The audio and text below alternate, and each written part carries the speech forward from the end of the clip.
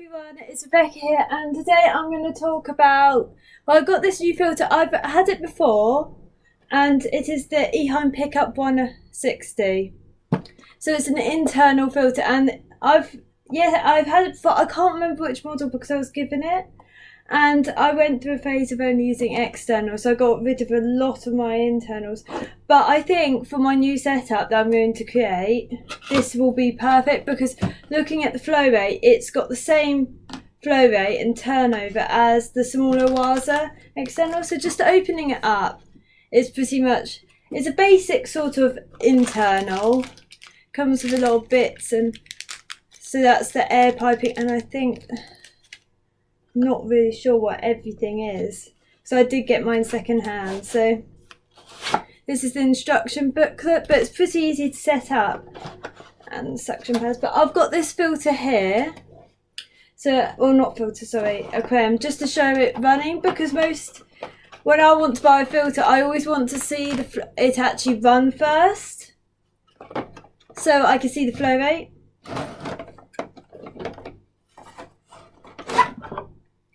There we go. So this is the filter itself, and I believe you open it, it's been a long time since I've used it. Yeah, so you open the top there, and you can just take the sponge out to clean it like that. Or you can add more media, there's lots of space in there, and I did with the previous one, which I should not have got rid of. And it's just a bit of a fiddle to get it back in. No, that's how you do it. There we go. But you can, when you take this bit off, sorry, my car's blocked everything, you can pull out to get the motor inside. So this is meant for up to 160 litres, and I believe it has a minimum flow rate, turnover rate of 250, it says on the box. Yeah, no, 220 to up to 500 turnover litres per hour, and it's only 6 watts, which is pretty good, because a lot of the Waza externals are a lot more. So I don't usually go for internals instead, but I thought I might as well give it a go. So it is meant for up to 60 litres. I'm using 106 litres. I'm using on the 90 litre. And if it doesn't provide enough flow rate, then I'll obviously get more, probably a power head, just to get enough flow, because it will be a hill stream tank, which I thought, why not?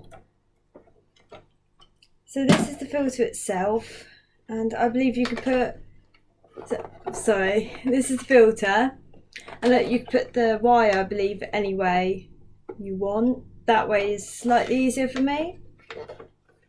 And on here you can attach a tube, and that attaches to the air, which is in here. I don't really want to make a mess right now. And in here is the suction pads, which I won't put on yet. They drive me crazy because they always lose suction. But see them here.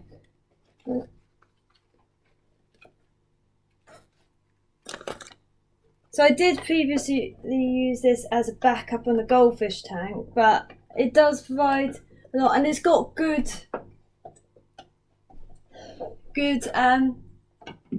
reviews. And a lot of people like Eheim. I like Eheim. I will get one of the externals. So just putting it in, and what I'm going to do probably is just turn it to the side, because hopefully it's got a bit of air in it. Hopefully it won't chuck water over the side of the tank.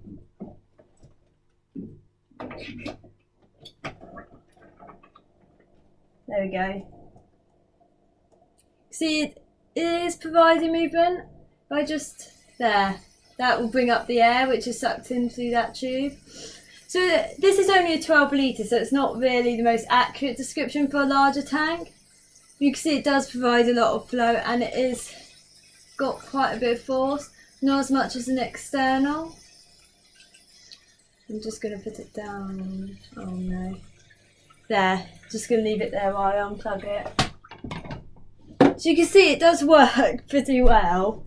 It's got a lot more power than other internals I've used. I was looking at getting again a Tetra In series, which I really like, but they do use a lot of wattage, and for the amount of flow they produce, it's a lot of wattage. So it's a bit of something I'm just like, probably not. It's probably not a good idea. So I did go for one of these instead. I haven't set up the tank at all, and I'm probably gonna cycle this in a smaller tank. Just provide enough food and then set up the tank so the filter's pre-cycled. But it's when my arm heals and I've got enough strength in it.